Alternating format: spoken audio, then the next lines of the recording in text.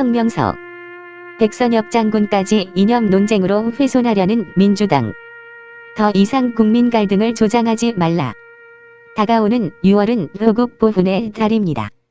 나라를 지키며 자신의 몸과 마음을 바친 분들을 기린다는 말입니다.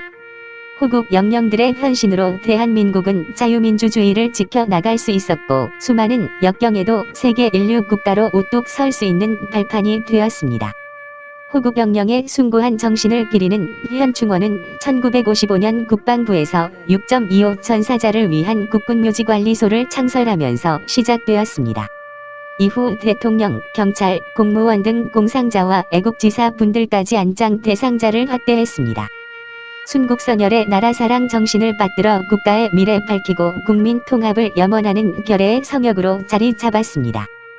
그런데 호국 보훈의 달을 앞두고 민주당에서는 현충원을 이념 논쟁의 난장으로 만들고 있습니다.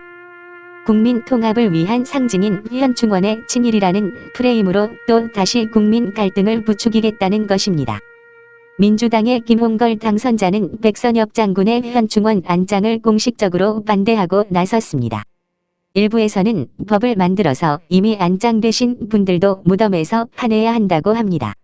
아무리 177석이라는 권력을 가졌지만 넘지 말아야 할 선이 있는 것입니다. 백선엽 장군은 6.25 당시 낙동강까지 후퇴한 국군을 지휘하며 북한의 총 공세를 한 달 이상 막아내며 인천 상륙작전이 가능하게 했습니다. 1.4 후퇴 이후 서울 탈환 때도 최선봉에서 자유대한민국을 지키기 위해 헌신했습니다.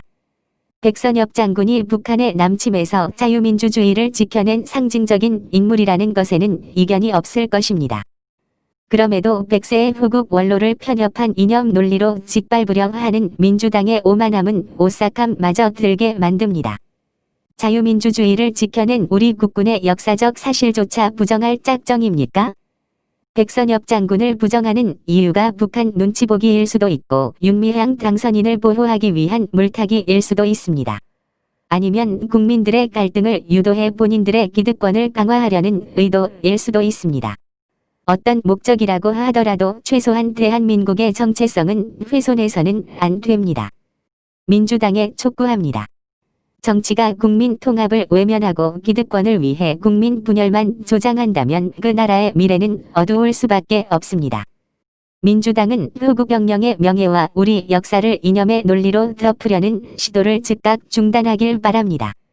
2020년 5월 28일 국회의원 조경태 이호근 방송